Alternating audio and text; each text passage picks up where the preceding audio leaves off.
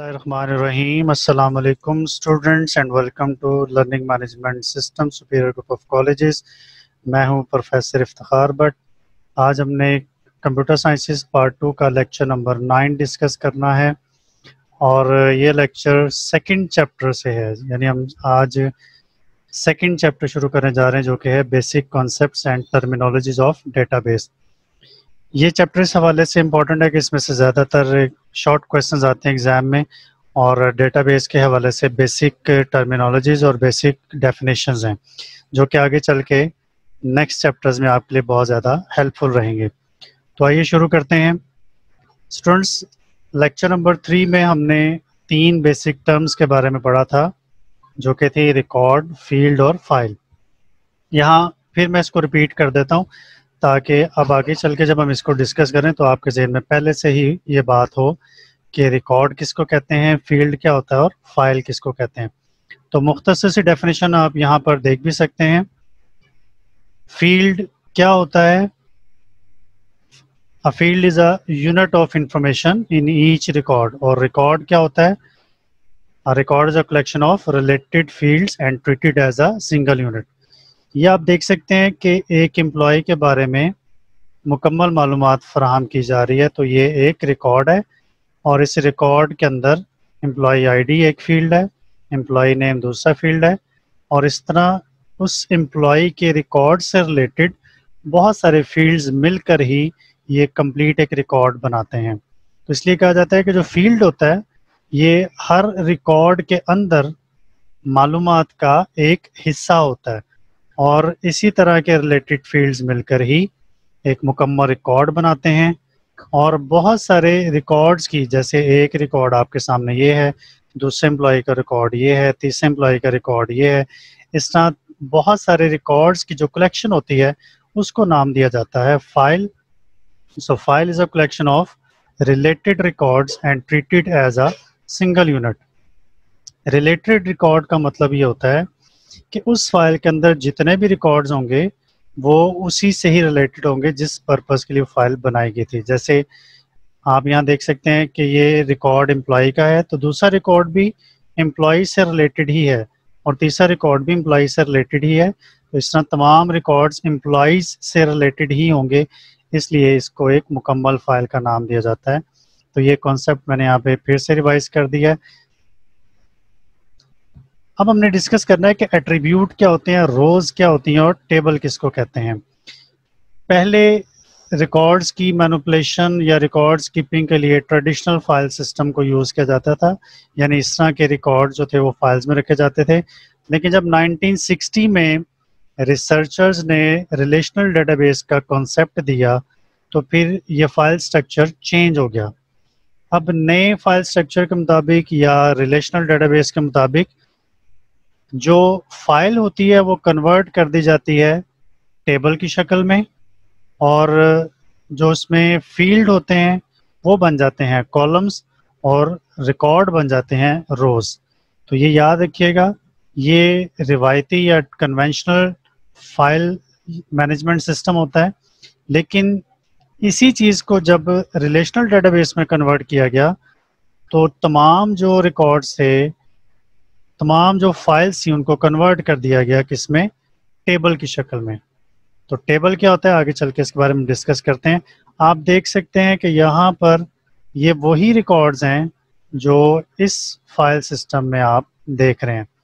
ये जाहिद कुरैशी का रिकॉर्ड है, यहाँ पे जाहिद का रिकॉर्ड मौजूद है। इस तरह से काशिफ हुसैन, ये काशिफ का रिकॉर्ड है।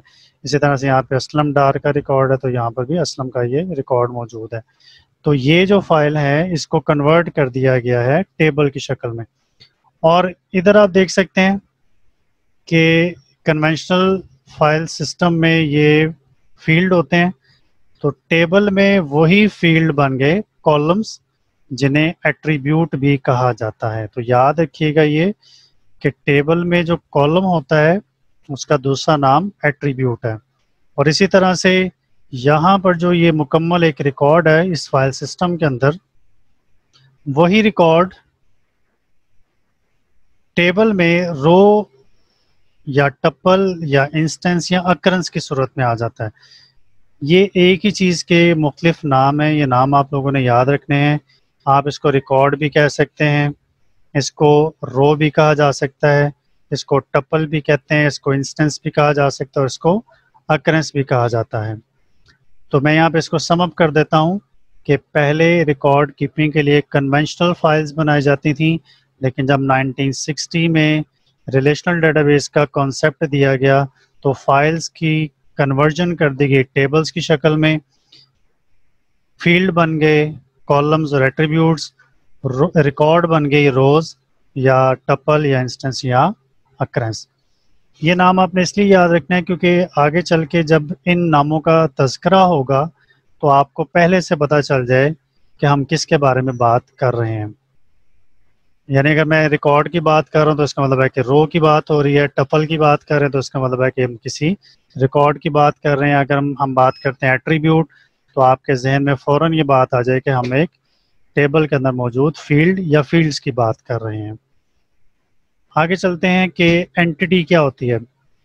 इससे प्रीवियस लेक्चर्स में भी मैंने आपको एंटिटी के बारे में बताया था। यहाँ पे इसका कॉन्सेप्ट फिर से हम देख लेते हैं कि हर वो चीज़ जिसके बारे में आप मालूमात डेटाबेस के अंदर स्टोर करना चाहते हैं, हर वो चीज़ जिसके बारे में आप मालूमात इकट्ठी करते हैं और उसको डेटाबेस में स्टोर करते हैं, उसे एंटिटी कहा जाता है। अब मिसाल के तौर पे एंटिटीज़ क्या होती हैं?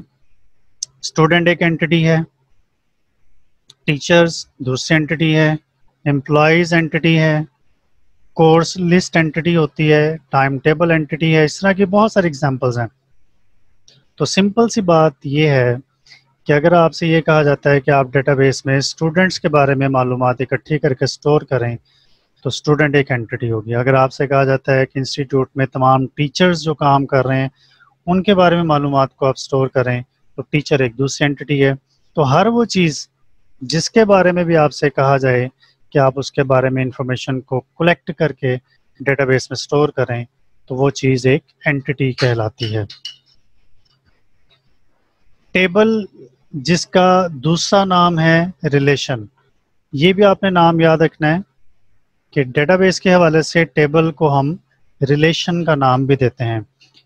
टेबल क्या चीज़ होती है? इट्स अ टू डायमेंशनल अरे of data containing information about an entity is called a table. यानी किसी भी चीज़ के बारे में जब आप मालूमात को टू डायमेंशनल अरे की शक्ल में मैनेज करते हैं तो इसको टेबल या रिलेशन कहा जाता है। इससे पहले भी हम ये टेबल डिस्कस कर चुके हैं। तो आप देख सकते हैं ये टू डायमेंशनल अरे ऑफ डाटा है। इसकी एक डायमेंशन ये है और इसकी दूसरी डायमेंशन ये है। इस तरह ये कहलाता है टू डायमेंशनल अरे। अरे कहा जाता है arrangement of the data. So table एक टू डायमेंशनल अरे है जिसमें आप किसी भी एंटिटी से रिलेटेड मालूमात को स्टोर करते हैं, मालूमात को उसमें मैनेज करते हैं, इंफॉर्मेशन को उसमें स्टोर करते हैं। तो आपने टेबल का नाम याद रखना है। इसका दूसरा नाम जो डेटाबेस के हवाले से वो है रिलेशन। ये नाम भी आपने अच्छे तरीके से याद रखना है। तो स्टूडेंट्स आज के लेक्चर में हमने दो तीन मेन चीज़ों को डिस्कस किया। नंबर 1 टेबल क्या होता है, नंबर 2 एंटिटी किसको कहा जाता है, नंबर 3 फील्ड या रिकॉर्ड या रो या टपल या एट्रीब्यूट, ये सब चीज़ें क्या होती हैं। इन बेसिक टर्म्स को आपने याद रखना है क्योंकि आइंदा आने वाले लेक्चर्स में जब इनका वहाँ पे तज़किरा किया जाएगा तो आपको पहले से ही इन तमाम बेसिक टर्म्स और बेसिक कॉन्सेप्ट्स का पता होना चाहिए। इंशाल्लाह नेक्स्ट लेक्चर में आपसे दोबारा मुलाकात होगी। तब तक अपना बहुत सारा ख्याल रखिएगा। अल्लाह हाफिज़।